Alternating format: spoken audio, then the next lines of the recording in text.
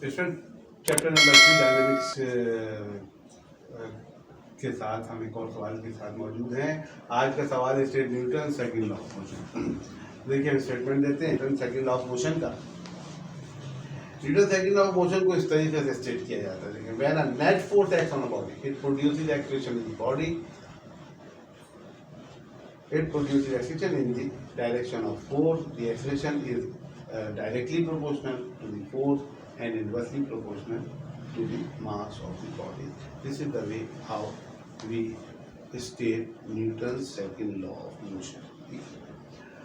तो इस लॉ में ये बताया गया कि जब भी किसी जिस्म में फोर्स लगती है, तो वो फोर्स जिस्म में एक्सेलरेशन पैदा कर देती है अपनी डायरेक्शन।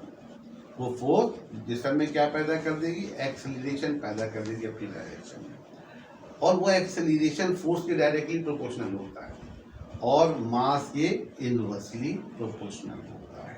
तो दो क्वांटिटीज के दरमियान एक्सेलरेशन का रिलेशन बताया गया। देखिए एक एक्सेलरेशन का रिलेशन फोर्स से बताया गया और एक एक्सेलरेशन का रिलेशन मास से बताया गया।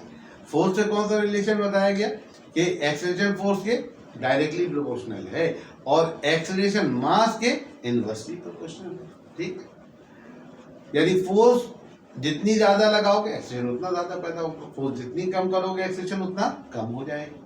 मास जितना ज्यादा होगा एक्सेलरेशन उतना कम होगा, मास जितना कम होगा एक्सेलरेशन उतना ज्यादा होगा। ये स्टेटमेंट में ये बात बताई गई है। तो when there is a force, there is the acceleration produced. When there is a force, there is the acceleration produced in the body. The acceleration is directly proportional to force and inversely proportional to the mass of the body. समझ में आई बात आप लोगों की? अच्छा, इसको आप यूँ भी समझ सकते हैं। देखिए मेरे हाथ में पेन रखा हुआ है। इस पेन की स्टेट क्या है? स्टेट ऑफ रेस्ट है। अगर मैं यहाँ से एक फोर्स लगाऊं तो इसकी स्टेट अब क्या हो गई? मोशन। पहले इसकी वेलोसिटी क्या थी? जीरो। जब फोर्स लगी तो इसकी वेलोसिटी जीरो से बढ़ गई। जब वेलोसिटी में चेंज आती है तो इसको आप क्या कहते हो? एक्सेलरेशन। वेलोसिटी में चेंज को क्या कहते हो आप? एक्सेलरेशन। फोर्स लगी तो जिस्म में क्या पैदा हुआ? एक्सेलरेशन। फोर्स जितनी ज्यादा होगी एक्सेलरेशन उतना ज्यादा होगा। अगर इस पेन की जगह कोई और बड़ा जिस्म रख दिया था तो इसमें इस फोर्स से जितना एक्सेलरेशन पैदा हुआ दूसरे बड़े जिस्म में यानी ज़्यादा मास वाले जिस्म में ये उस एक्सेलरेशन की मकदार इसके मुकाबले में क्या होती? कम होती। यानी मास के इनवर्सली प्रोपोर्शनल है एक्सेलरेशन और फोर्स के डायरेक्टली प्रोपोर्शनल है। तो आइए इसको मैथमेटिकल भी देख लें। देखिए इसको अगर आप चाहें तो उतार भी सकते हैं कि when a net force acts on a body it produces acceleration in the body in its own direction. The acceleration is directly proportional to the force and inversely proportional to the mass of the body. आइए इसको देखें mathematical वे में किस तरीके से लिखते हैं कि अगर हम बॉडी कंसीडर कर लेते हैं,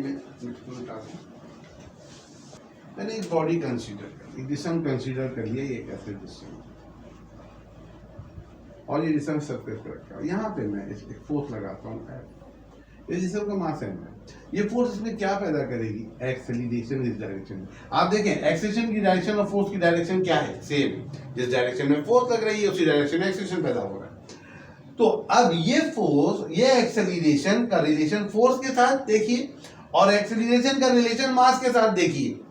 फोर्स ज्यादा करेंगे एक्सेलरेशन ज्यादा पैदा होगा, फोर्स कम करेंगे एक्सेलरेशन कम पैदा होगा। कौन सा रिलेशन बना? Direct proportion. ठीक है। मास के साथ एक्सेलरेशन का रिलेशन देखिए। जिस्म इतना बड़ा, इसका मास ये, ठीक है। इस मास पे एक्सेलरेशन की एक पर्टिकुलर अमाउंट होगी। अगर इस मास को कम कर दो तो एक्सेलरेशन क्या हो जाएगा? छोटा जिस्म कर दो तो क्या हो जाएगा? ज्यादा हो जाएगा। बड़ा जिस्म कर दो तो एक्सेलरेशन क्या हो जाएगा? कम हो जाएगा। तो एक्सेलरेशन और मास के दरमियान कौन सा रिलेशन हो गया?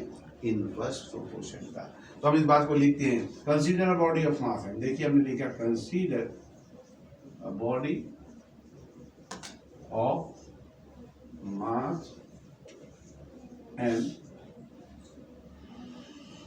and a force F is applied on the body. Force F किस पे लगाई जाती है? Force F is applied on the body which produces acceleration A in the body. in its own direction.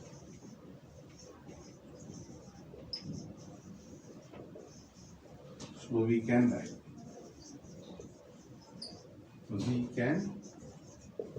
तो हम क्या लिख सकते हैं कि A is directly proportional to F.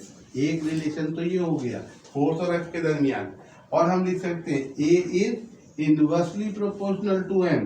ये दूसरा रिलेशन हो गया किसके दरमियान, मास और फोर्स के दरमियान. अगर इन दोनों रिलेशंस को कंबाइन कर दें, तो क्या रिलेशन बन जाएगा. मैं इसको मिटा रहा हूं कि A is directly proportional to F upon M. By combining 1 and 2 we get what? A is directly proportional to F upon M. अब साइन ऑफ प्रोपोर्शनलिटी हटता है तो आप सब जानते हैं कि इक्वल का निशान लगता है और एक कांस्टेंट लगता है. यहाँ हम कांस्टेंट की जगह 1 इस्तेमाल क्या आ गया, F equal to 1 into F upon M. अगर मैं इसको थोड़ा सा सिंप्लीफाई करके लिख दूं इसी रिलेशन, तो ये 1 आती है तो हो जाएगा A equal to F upon M को इधर ले आऊं तो इधर क्या बचेगा, F बराबर होगा M इंटू ए, या F बराबर हो जाएगा M इंटू, ऐसे भी लिखा जा सकता है. This is the familiar form of Newton second law of motion. ये Newton second law of motion की फैमिलियर फॉर्म है. Newton second law of motion क्या है, F is equal to M into A, और M यहाँ क्या है, mass of the body है. A क्या है, acceleration produce in the body due to application of force F. ठीक है, तो this is the mathematical form of Newton second law of motion. Question ये हमारा आर्टिकल था, statement of Newton second law of motion and it's mathematical form. अगली class में फिर मिलते हैं इंशाल्लाह. अपना बहुत ख्याल रखिएगा, चैनल को लाइक और सब्सक्राइब करें. बहुत शुक्रिया.